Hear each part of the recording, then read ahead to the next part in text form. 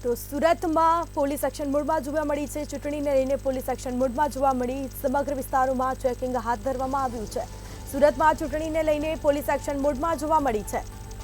તો એસઓજી દ્વારા વહેલી સવારે કોમ્બિંગ હાથ ધરવામાં આવ્યું છે।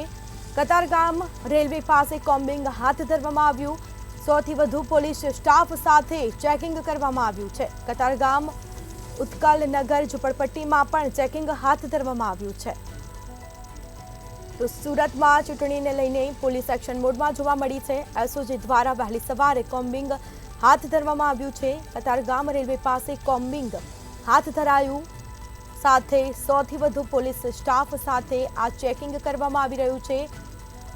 તો અનેક વિસ્તારોમાં ચેકિંગ કરવામાં આવ્યું છે પોલીસ દ્વારા। કતારગામ ઉત્કલનગર ઝુંપડપટ્ટીમાં પણ પોલીસ દ્વારા ચેકિંગ કરવામાં આવ્યું છે। તો એસઓજી દ્વારા વહેલી સવારે આ કોમ્બિંગ હાથ ધરવામાં આવ્યું છે। સુરતમાં ચૂંટણીને લઈને પોલીસ એક્શન મોડમાં જોવા મળી। અનેક વિસ્તારોમાં પોલીસ દ્વારા સઘન ચેકિંગ હાથ ધરવામાં આવ્યું છે। તો 100 થી વધુ પોલીસ સ્ટાફ સાથે ચેકિંગ કરવામાં આવ્યું છે। તો કતારગામ ઉત્કલનગર ઝુંપડપટ્ટીમાં પણ ચેકિંગ કરવામાં આવ્યું। તો સુરત પોલીસ એક્શન મોડમાં જોવા મળી। એસઓજી દ્વારા વહેલી સવારે આ કોમ્બિંગ હાથ ધરવામાં આવ્યું। કતારગામ રેલવે પાસે કોમ્બિંગ હાથ ધરવામાં આવ્યું છે। તો આ દ્રશ્યો સામે આવ્યા છે। અલગ અલગ વિસ્તારોમાં ચેકિંગ કરવામાં આવ્યું છે। તો એસઓજી દ્વારા વહેલી સવારથી જ આ મેગા કોમ્બિંગ હાથ ધરવામાં આવ્યું। અલગ અલગ ટીમ બનાવી ચેકિંગ કરવામાં આવી રહ્યું છે। 100 થી વધુ પોલીસ સ્ટાફ સાથે ચેકિંગ કરવામાં આવ્યું। તો વધુ વિગતો સાથે સંવાદદાતા દિવ્યેશ પરમાર આપણી સાથે ફોન લાઈન પર જોડાયા છે। જી, સુરતમાં ચૂંટણી લઈને પોલીસ એક્શન મોડમાં જોવા મળી છે। અલગ અલગ વિસ્તારોમાં પોલીસ દ્વારા ચેકિંગ કરવામાં આવ્યું, શું માહિતી?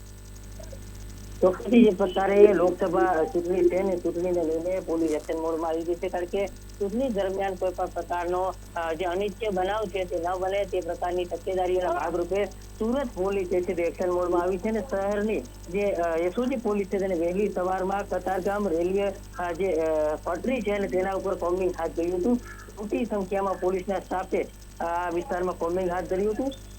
કહી શકાય કે કતારગામ ઉત્કલનગર ઝુંપડપટ્ટી છે ત્યાં ચેકિંગ હાથ કરવામાં આવ્યું હતું। આ ઉત્કલનગર ઝુંપડપટ્ટી જે છે તે એક સમયે ક્યાંક ને ક્યાંક ખૂબ જ અસામાજિક તત્વો અને લુખ્ખા તત્વોનો અડ્ડો હતો, પરંતુ ક્યાંક પોલીસની કામગીરીને પગલે આ તમામ જગ્યા પરથી જે છે તે આ લુખ્ખા તત્વોનો આતંક જે છે સમાપ્ત થઈ ગયો છે। અને ખાસ કરીને સુરત મહાનગરપાલિકાની ટીમ દ્વારા જે પ્રકારે આખું આ ઉત્કલનગર ઝુંપડપટ્ટીનો જે વિસ્તારો છે તે અગાઉ ડિમોલેશન કર્યું હતું। ત્યારે અત્યારે કહી શકાય કે કોઈ પણ પ્રકારે અહીંયા જે લોકો રહે છે તે લોકો ક્યાંક ને ક્યાંક અહિંસા જે હિંસા થતી હોય છે તેને રોકવા માટે પોલીસે ઘરે જઈને કોમ્બિંગ હાથ ધર્યું હતું।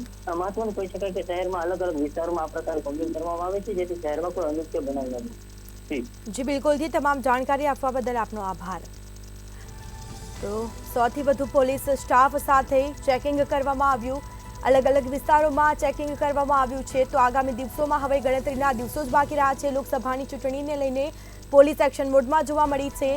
કોઈ અનિચ્છનીય બનાવ ન બને તે માટે હાલથી તપાસ કરવામાં આવી। સુરત ચૂંટણીને લઈને પોલીસ એક્શન મોડમાં જોવા મળી।